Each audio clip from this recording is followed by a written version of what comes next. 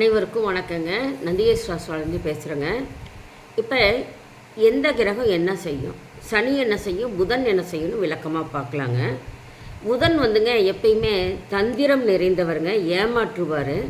புதன் ஒரு ஜாதகத்தில் வலுத்திருந்தால் ஏமாற்றிடுவாருங்க. புதன் மட்டும் ஒரு ஜாதகத்தில் ஆட்சி உச்சம் இருந்தனா அடுத்தவங்களை ஏமாற்றுவாருங்க. சனி எப்பயும் ஏமாறுபவர். சனி வலுத்தாங்க ஏமாற்றம் உண்டு. சனி வலுத்துட்டா ஏமாந்து போவாருங்க. புதனும் சனியும் ஒருவருக்கொருவர் கேந்திரம், திரிகோணம், சமசப்த பார்வை, 7வது பார்வையாக இருந்தால் அது பொருந்துங்க.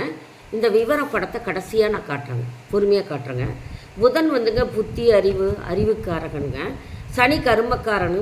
புதன் ஜாதகத்தில் புதன் வலிமை பெற்றவர்களே புத்திசாலியாக தந்திரசாலியாக இருப்பாங்க. சுய ஜாதகத்தில் வலுப்பற்ற நிலையில் புதன் இருப்பவர்கள் எந்த சூழ்நிலையும் அறிவின் துணை கொண்டு வாழ்வில் முன்னேறி விடுவாங்க.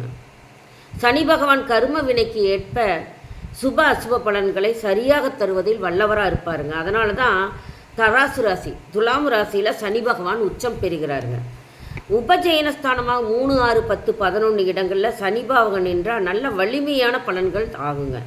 பாக்கியஸ்தானம் 9ஆம் இடமும் பொருந்துங்க. தசாபுத்தி அந்தரம் நடக்கும் காலத்தில் அமர்ந்த இடத்திற்கு ஏற்ப நட்பலன்களை சனி பகவான் வாரி வழங்கி தருவாருங்க. உயர் பதவி, தொழில், அந்தஸ்து என்று எட்டாத உயரத்துக்கு கொண்டு போய் கரை சேர்ப்பாருங்க. சனி வலிமை இழந்தவர்கள் எப்பயுமே சனி வலிமை இழந்துட்டாங்கன்னு வச்சுக்கோங்க, அவங்க நீச்சம் பெற்றால் வலிமை, வறுமை, பாவ புண்ணியங்களை கொடுத்து சிறை தண்டனை, வாழ்க்கை பாடங்களை கற்றுக் கொடுப்பாருங்க. சனி வலிமை பெற்றால் அது சமயம் புதன் வலிமை குறைஞ்சா சாதகர் அடுத்தவங்கனால ஏமாற்றப்படுவாருங்க. புதன் வலிமை பெற்று சனி வலிமை குறைந்தா தனது புத்திசாலித்தனத்தால் ஜாதகர் அடுத்தவர்களை ஏமாற்றுவாருங்க.